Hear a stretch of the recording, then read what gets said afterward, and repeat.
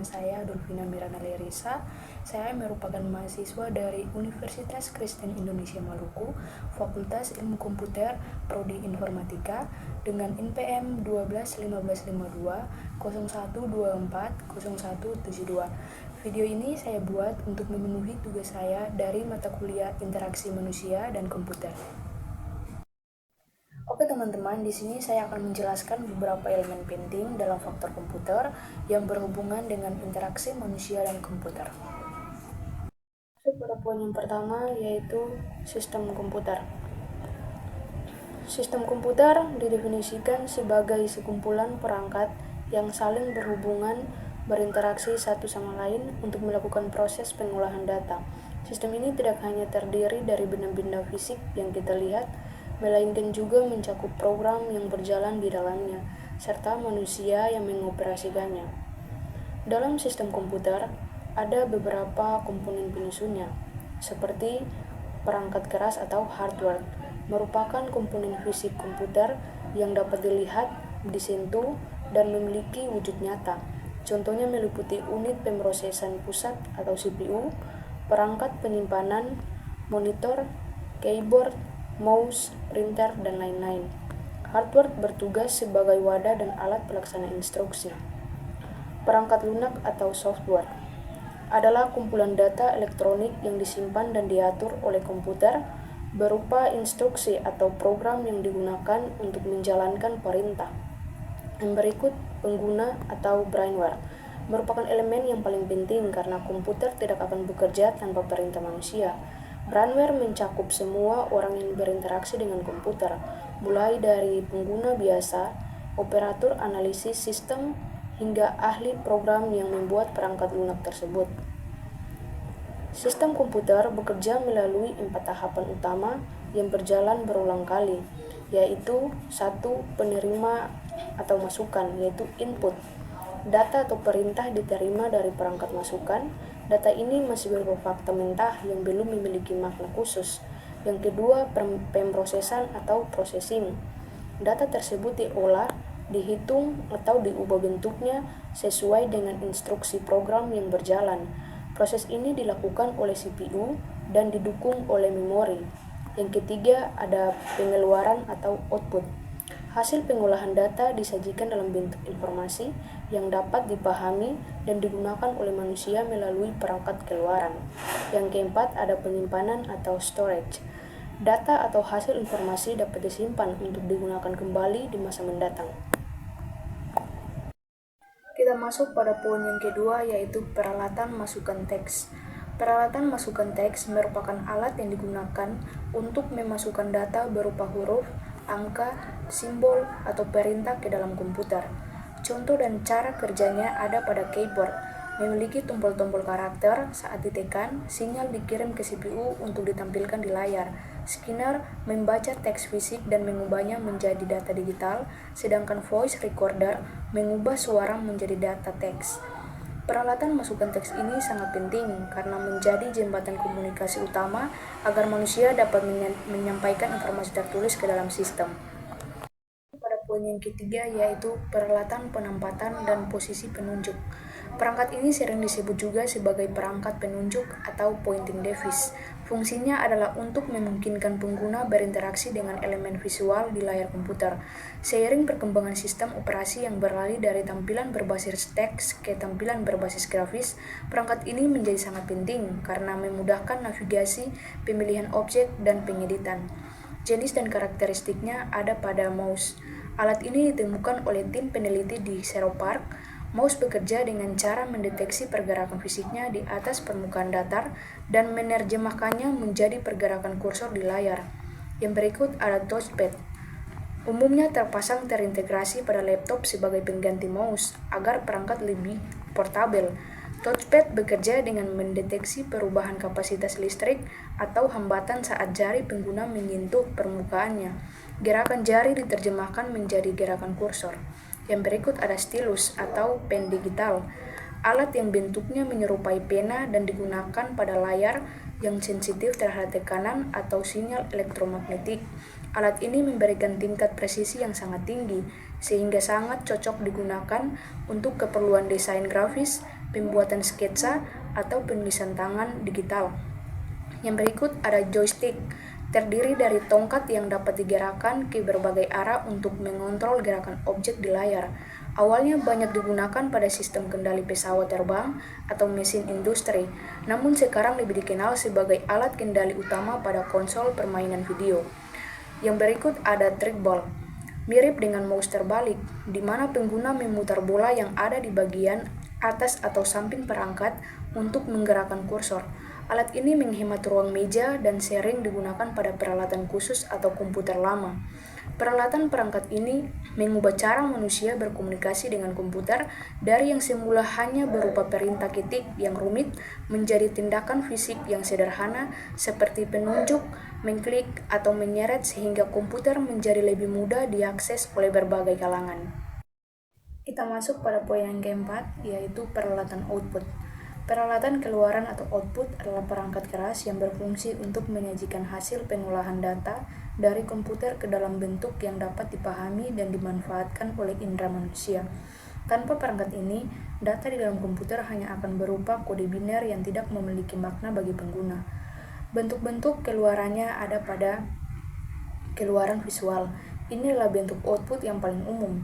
Yang berikut ada monitor, menampilkan informasi dalam bentuk teks, gambar, atau video. Kualitas monitor ditentukan oleh beberapa faktor, seperti resolusi, ukuran layar, tingkat kecerahan, dan jenis panel layar yang digunakan. Yang berikut ada proyektor, berfungsi sama seperti monitor, namun memproyeksikan gambar ke dalam permukaan yang lebih besar, seperti dinding atau layar khusus, sehingga cocok digunakan untuk presentasi di depan banyak orang. Yang berikut ada keluaran audio, mengubah sinyal digital menjadi gelombang suara yang dapat didengar. Yang berikut ada speaker, menggetarkan membran untuk menghasilkan suara, digunakan untuk mendengarkan musik, suara video, atau notifikasi sistem. Yang berikut ada handphone atau headset, menghasilkan suara secara pribadi agar tidak terdengar oleh orang lain. Yang berikut ada keluaran fisik atau cetak, hasil yang dapat dipegang atau disentuh yang akan dijelaskan lebih rinci pada bagian percetakan. Kita masuk pada poin yang kelima, yaitu pencetakan. Pencetakan adalah proses atau kemampuan komputer untuk mentransfer data digital menjadi representasi fisik pada media material. Meskipun dunia semakin bergerak ke arah digitalisasi, kemampuan mencetak tetap sangat penting untuk kebutuhan arsip resmi, tanda terima, materi promosi, atau produk fisik. Ada beberapa teknologi pencetakan, yaitu pencetakan inkjet. Teknologi ini bekerja dengan cara menyemprotkan tetesan-tetesan tinta yang sangat kecil ke permukaan kertas. Tetesan tersebut membentuk karakter atau gambar. Kelebihannya adalah hasil cetakan yang halus, terutama untuk gambar berwarna, dan harganya yang relatif terjangkau. Namun, biaya operasionalnya bisa lebih mahal jika digunakan untuk mencetak dalam jumlah banyak, karena tinta cepat habis. Yang berikut pencetakan laser, menggunakan prinsip kelistrikan dan bubuk toner. Sebuah drum bermuatan listrik akan menarik bubuk toner ke area yang sesuai dengan pola gambar atau teks, kemudian memanaskannya agar toner menempel permanen di kertas. Keunggulan utamanya adalah kecepatan cetak yang tinggi dan kualitas teks yang sangat tajam, serta biaya per halaman yang lebih murah untuk pemakaian jangka panjang. Yang berikut ada pencetakan thermal, menggunakan kertas khusus yang akan berubah warna jika terkena panas. Kepala cetak akan memanaskan titik-titik tertentu untuk membentuk karakter. Teknologi ini sering kita temui pada mesin kasir atau mesin pencetak strok belanja karena tidak membutuhkan tinta atau toner, namun kertasnya memiliki masa simpan yang terbatas. Yang berikut ada pencetakan 3D. Ini adalah teknologi pencetakan modern yang tidak hanya mencetak di permukaan datar, melainkan membentuk objek 3 dimensi lapis demi lapis. Bahan yang digunakan bisa berupa plastik cair, logam, atau resin. Pencetakan 3D digunakan untuk membuat prototip produk, bagian mesin, hingga bangunan rumah. Yang berikut ada plotter, jenis printer khusus yang digunakan untuk mencetak gambar teknik atau desain berukuran sangat besar, seperti dena bangunan atau peta, dengan tingkat ketelitian yang tinggi. Plotter menggunakan pena atau alat pemotong yang bergerak di atas media yang besar. Selain kertas, pencetakan juga dapat dilakukan pada berbagai bahan lain seperti stiker, kain, plastik, keramik, atau logam, tergantung pada jenis teknologi pencetakan yang digunakan. Kita masuk pada poin yang keenam, yaitu memori. Memori komputer adalah komponen elektronik yang berfungsi sebagai tempat menampung data dan instruksi program. Memori sangat krusial karena prosesor membutuhkan akses cepat terhadap data untuk melakukan perhitungan. Tanpa memori, komputer tidak akan dapat menjalankan program atau menyimpan informasi. Ada beberapa klasifikasi memori, yaitu memori utama, memori yang berhubungan langsung dengan prosesor dan berkecepatan tinggi. Yang berikut ada RAM, disebut sebagai memori akses acak karena data dapat dibaca atau ditulis di lokasi mana saja dengan waktu yang hampir sama cepatnya. RAM bersifat volatil, artinya data yang tersimpan di dalamnya akan hilang secara otomatis ketika aliran listrik dimatikan atau komputer dimatikan. Kapasitas RAM menentukan seberapa banyak program atau seberapa besar data yang dapat diproses komputer secara bersamaan. Semakin besar kapasitasnya, semakin lancar kinerja komputer. Yang berikut ada ROM. Sesuai namanya, memori ini pada dasarnya hanya dapat dibaca dan sulit atau tidak dapat diubah isinya. ROM bersifat non-volatil. Isinya tetap ada meskipun tidak ada aliran listrik.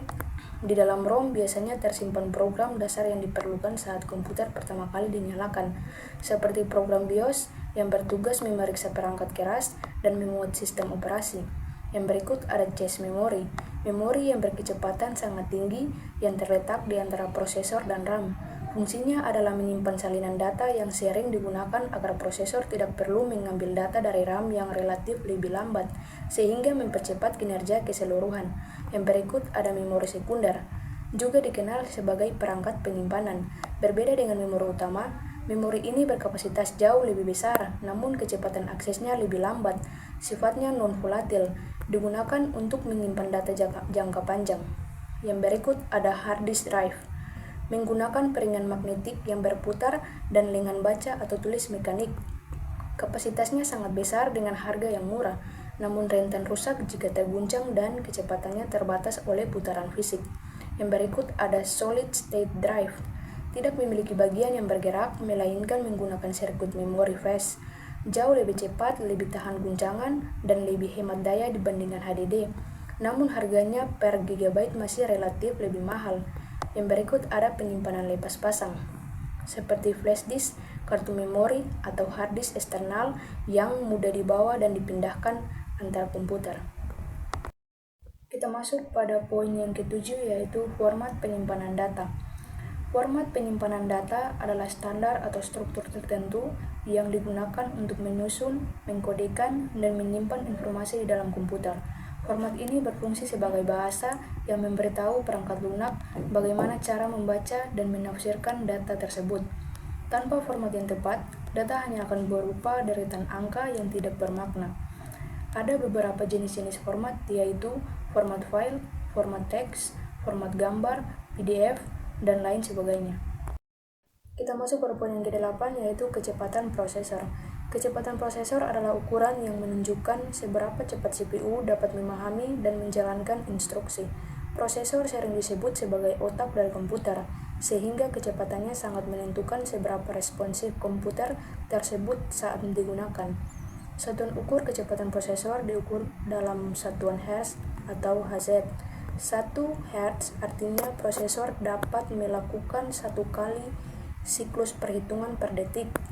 Karena prosesor modern sangat cepat, satuan yang umum digunakan sekarang adalah MHz atau MHz dan GHz atau GHz. 1 MHz sama dengan 1 juta siklus per detik dan 1 GHz sama dengan 1 miliar siklus per detik. Semakin tinggi angkanya, semakin banyak perintah yang bisa diselesaikan dalam waktu singkat.